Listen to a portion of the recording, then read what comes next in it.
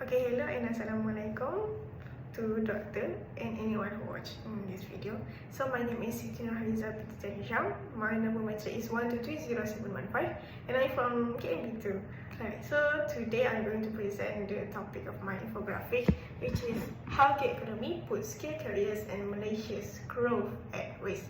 Alright, so before we get started, what is gig economy? So this is your definition, but to simply interpret, gig economy is side job, freelance, temporary job through digital platforms.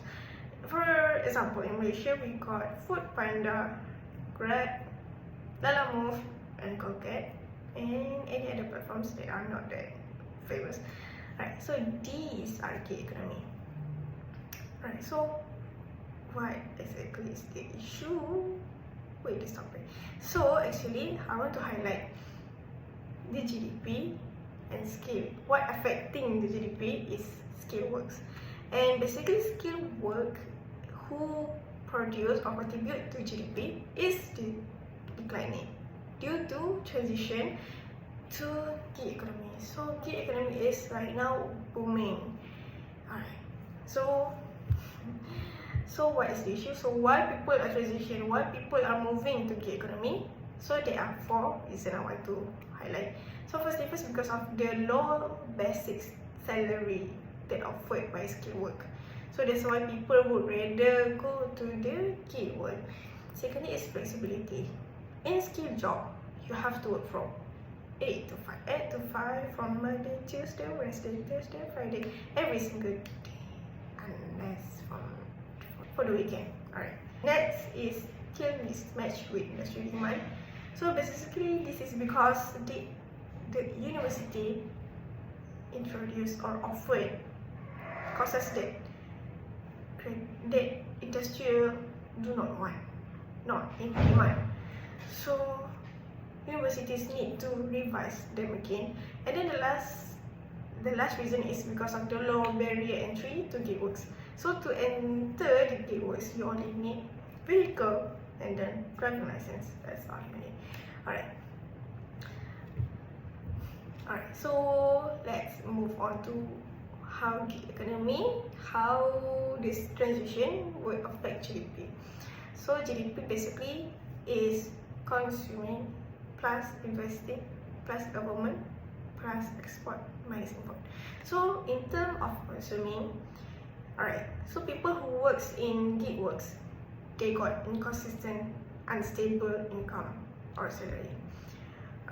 So basically, when they got sick or they need a leave, they don't get any salary. So when they work, they got money. So due to that, consumer spending will be declining. Thus, GDP will decline as well. And then lower investment due to low salary, they don't have any money to invest. So the investment would declining as well. Thus, GDP would declining as well.